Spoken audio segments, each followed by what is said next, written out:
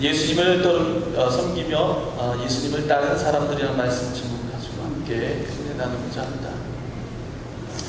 십자가 처형, 예수님께서 당하신 이 처형은 로마 제국에 대항하는 정치범들에게 주어진 가장 혹독한 형벌이었습니다. 십자가 처형의 그 참혹한 모습을 많은 사람들에게 전시하여서 감히 함부로 로마에 저항하지 못하도록 공포심을 심어주기 위함이었습니다. 십자가형이 잔혹하고 십자가형이 참으로 무서운 이유는 그 십자가에 매다는 고통도 있지만 바로 그 과정을 지켜봐야 하는 많은 친지들과 가족들과 이웃의 아픔 때문일 것입니다. 처형했다고 끝난 것이 아니라 매달려 죽은 그 사람을 십자가에 그대로 매달아 두고 들짐승과 독수리 따위가 신체를 모두 먹어서 없앨 때까지 그대로 그 십자가 위에 방치한다는 데 그 잔혹함이 있습니다. 뼈만 남게 될 때까지는 장사를 지낼 수도 없었고 시신의 손을 댔다가는 그 사람도 형벌을 받아야 했습니다. 따라서 십자가에 달려 죽은 사람은 함부로 애도를 할 수도 없고 장사를 지낼 수도 없었습니다. 죽은 사람의 십자가 앞에서 애도하는 사람들은 그 사람도 역시 매달려 죽은 사람과 같은 부류의 사람으로 취급받았기 때문입니다. 경비병들에 의해서 그 사람도 똑같이 감시를 받아야 했고 그 사람도 생명이 왔다 갔다 하는 상황이 되기 때문이었습니다. 실제로 역사서에 타키루스라는 책에는 그런 이야기가 나와 있습니다. 티베리우스 황제 시대에 박해가 심했을 때에 한 슬퍼하는 십자가 처형을 당한 사람 앞에서 슬퍼하다가 그 사람도 똑같이 십자가 처형을 당했다는 그런 역사 기록이 실제로 있었습니다. 그래서 십자가 처형은 당하는 사람도 고통이지만 그 처형을 지켜봐야 하는 가족과 친구들에게도 정말로 말할 수 없는, 감당할 수 없는 고통을 주는 형벌이 바로 십자가 처형이었던 것입니다.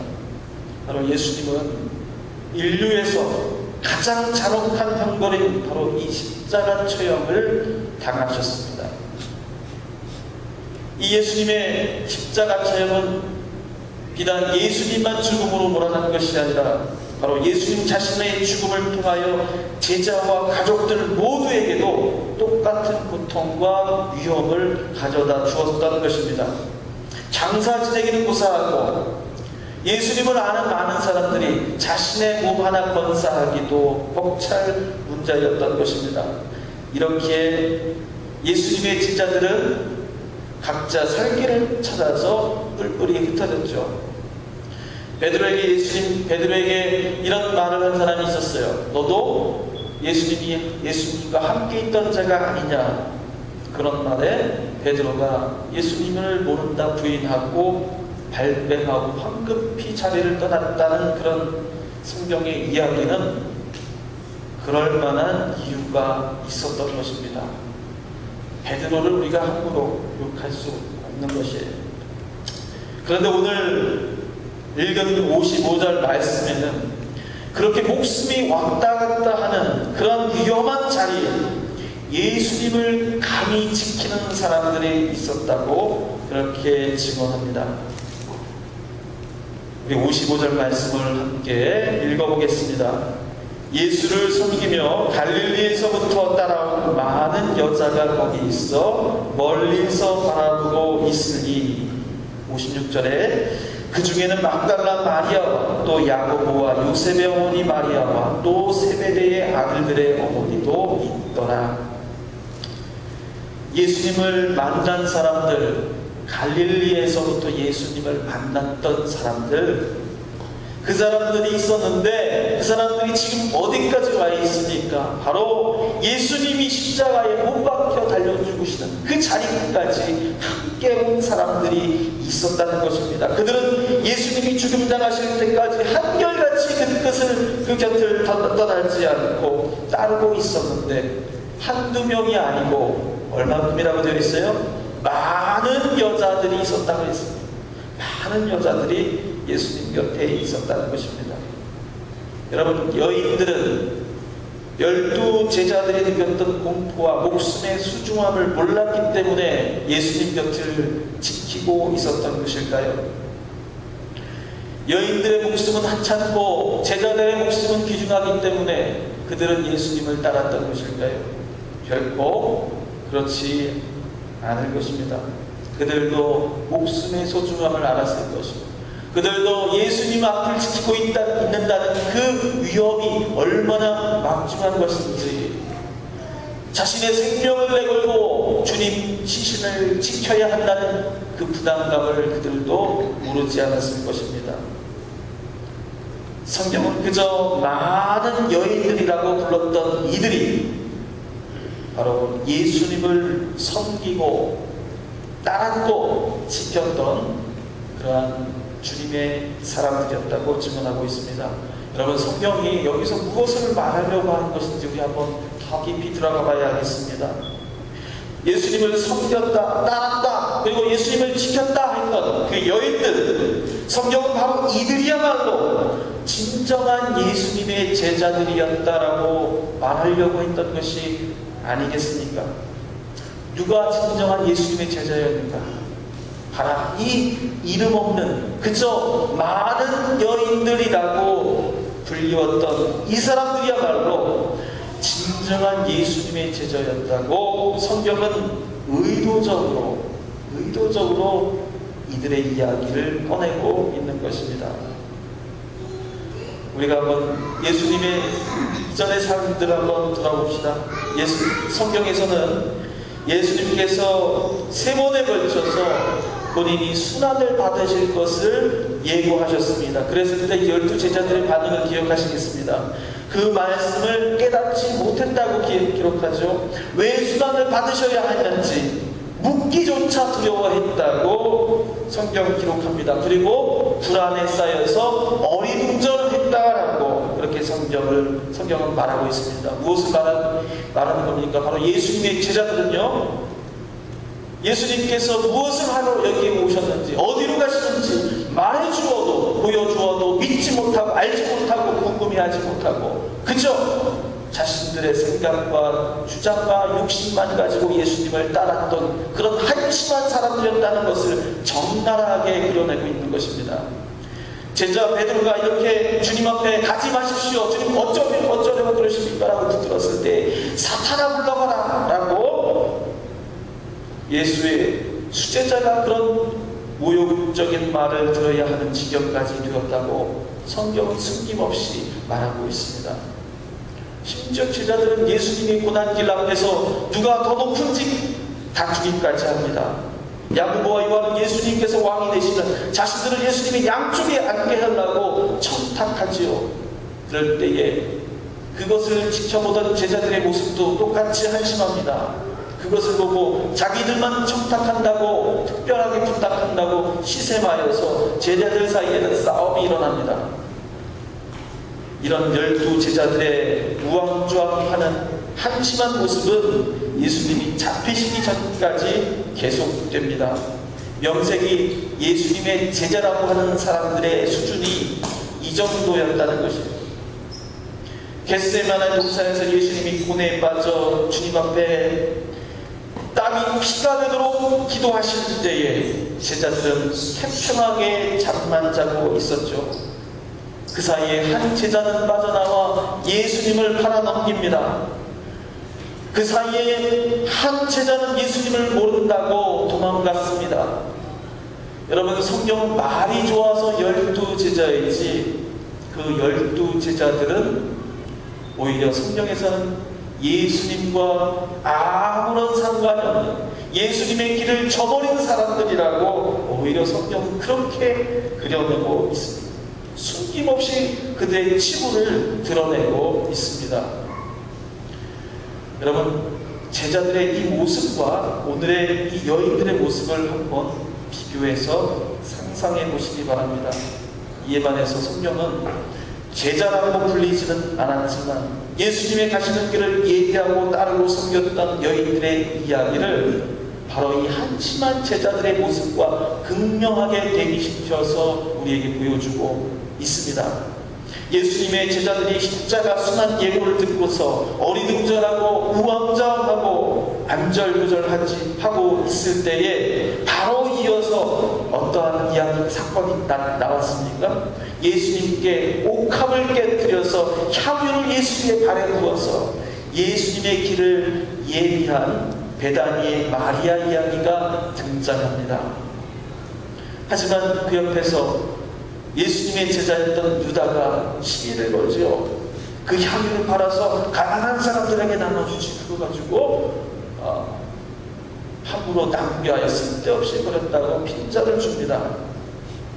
여러분, 향유 옥합을 부은 여인과 이를 두고 빈잔하고 시비를 거는 예수 제자의 모습 극명하게 대비되지 않습니까?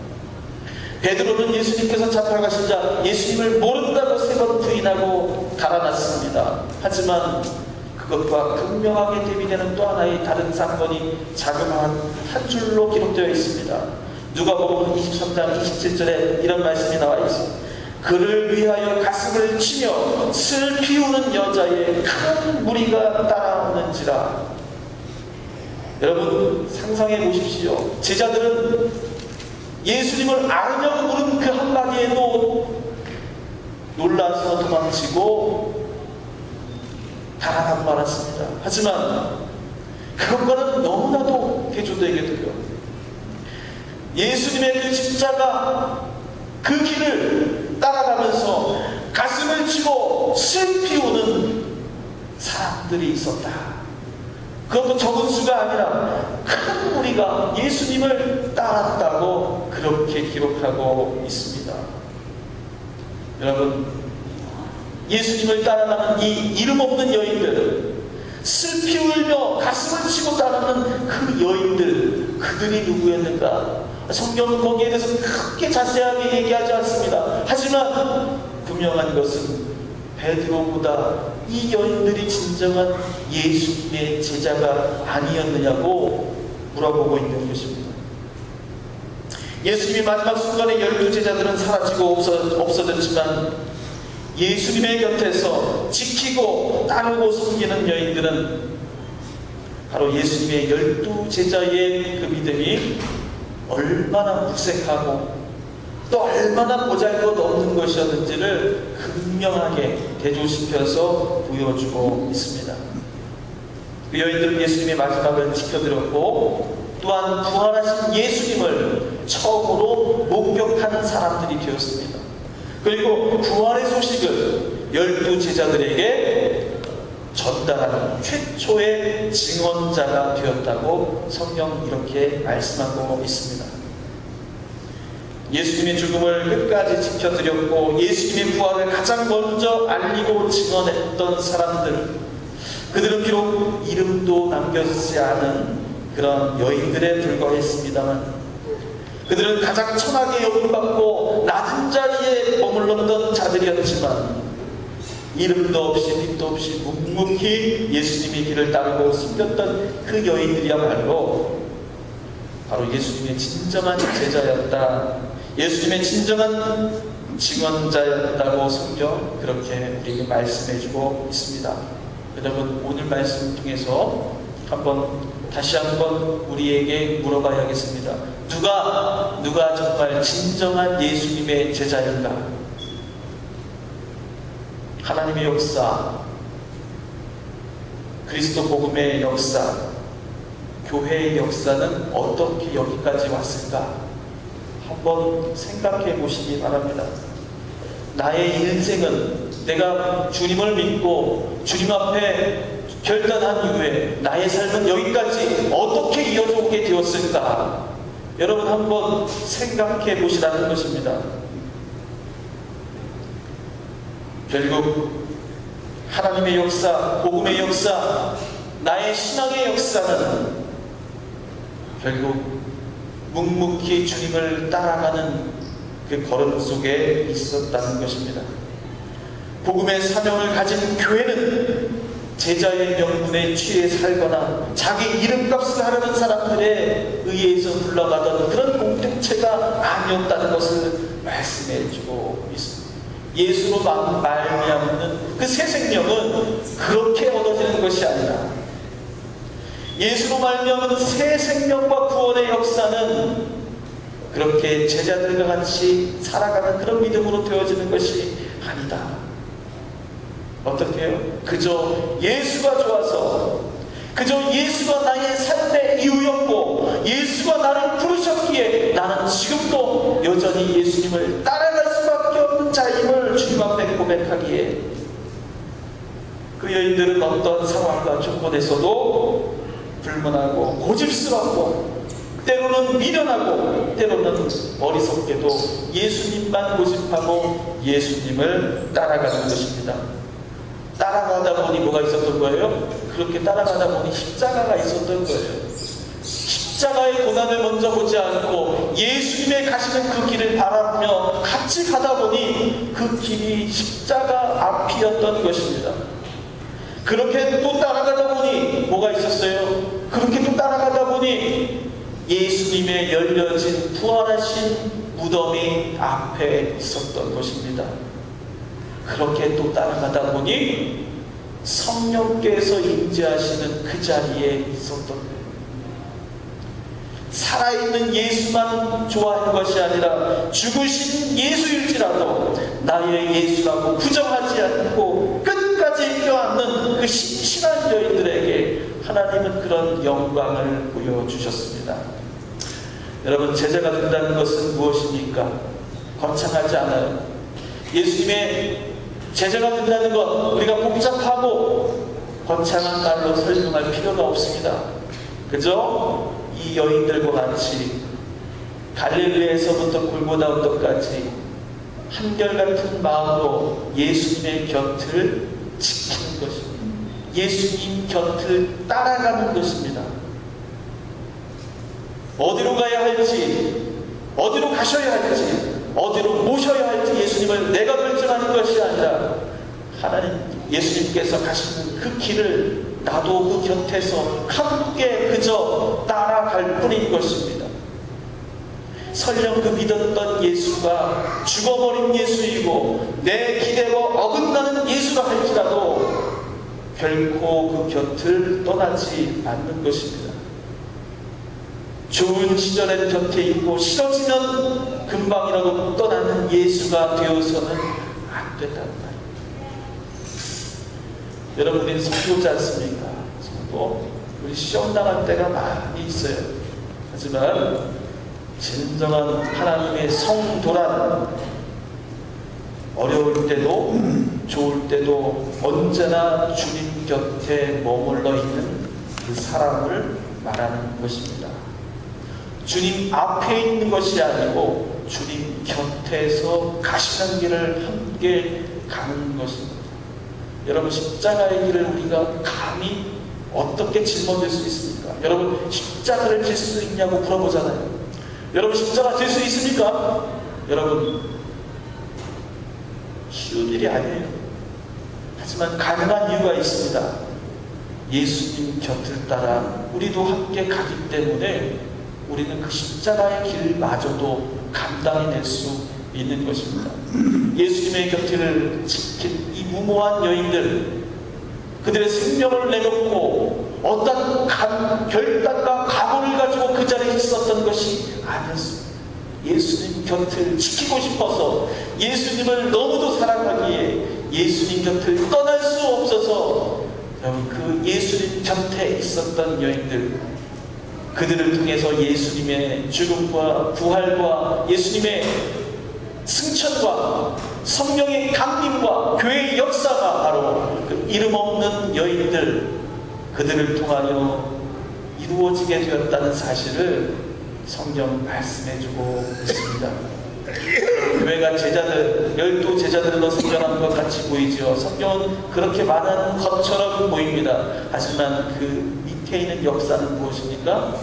잘난 남자들의 역사가 아니라, 잘난 제자들의 역사가 아니라, 예수를 한 번도 본 적이 없는 바울과 같은 사람이 예수를 핍박했던 그런, 예수를 죽이고자 했던, 예수를 믿는 자들을 예수와 똑같이 죽이고자 했던 그 바울이 바로 예수님의 진정한 제자였다. 여러분, 이런 반전과 아이러니가 이 성경 속에 얼마나 가득한지 몰라요. 낮은 자가 높이 되고 저주받은 자가 구원받은 자가 되고, 여러분, 이것이 바로 복음의 세계고 이것이 신앙의 신비라는 것입니다. 우리가 아플 때에, 여러분, 그 아픔이 남들에게는 불행처럼 보일지라도 하나님의 역사 안에서는 그것이 하나님이 사랑하시고 만져주시고 그를 특별히 보호해 주시는 하나의 도구가 된다는 사실을 우리는 신앙의 눈으로 볼 수 있어야 한다는 것입니다. 여러분, 우리의 모습은 약해요. 여러분, 이 여인들이 특별히 강한 인내심이 있고 공포심을 이겨낼 수 있는 특별한 능력자들이기 때문에 그들이 예수님을 지키지 않았다. 그저 예수님을 사랑하기에, 예수님을 처음 만나 그들이 구원의 감격을 느꼈기에 그 감격을 끝까지 놓치지 않고 그와 함께 있기를 원했기에, 설령 그래서 내가 손해를 입는다 할지라도 주님, 내가 죽은 예수라도 그 옆에 있다면 내가 행복하겠습니다. 죽은 예수라 할지라도 내가 주님 옆에 있으면 나는 만족합니다. 여러분, 그 믿음을 그 여인들이 주님 앞에 드렸을 때, 여러분, 그들은 그 삼엄한 십자가의 경비병들의 그 공포 속에서도 눌리지 않고 그 안에 굴복하지 않고 십자가를 지키고 무덤을 지키고 예수님의 부활하심을 증거하는 자들이 될 수 있었던 것입니다. 그저 예수를 좋아해야 합니다. 그저 예수님 곁을 따르고 예수님 곁에 머물기를 원해야 합니다. 그저 예수님 만난 처음의 그 기쁨이 나의 인생의 전부가 되어야 합니다. 자신의 안위를 생각하지 말고 죽은 예수를 바라보는 것입니다. 여러분, 우리에게 다 처음에 그 믿음의 감격이 있었을 것입니다. 처음 예수님을 영접했을 때 그 두근댐과 설렘과 여러분 그 기쁨이 있었을 것입니다. 여러분, 그 기쁨 끝까지 간직하시기를 바랍니다. 그 은혜가 어디 가고 도망간 게 아니에요. 여러분 곁에 있고 여러분 가슴 속에 있습니다. 여러분, 묻혀지고 잊혀지고 사라진 것처럼 느껴질 때 다시 한번 갈릴리에서 예수님을 만난 그 기쁨을 돌아보듯이 한번 다시 한번 돌아보시며, 여러분 지금 있는 자리가 고난과 어려움의 자리일지라도 여러분 그 곁을 끝까지 지켜내시기를 바랍니다. 그래서 하나님께서 여러분들 통해서 여러분들의 아픔과 어려움을 통하여 부활을 알려주실 것이고, 하나님께서 성령으로 살아 역사하심을 보여주실 것입니다. 여러분, 이 과정을 통과해야 드디어 우리는 진정한 예수님 만난, 예수님 믿는 기쁨을 누리는 자들이 되는 것입니다. 여러분, 이런 은혜가 여러분들과 함께 하시기를 간절히 축원합니다. 기도하겠습니다.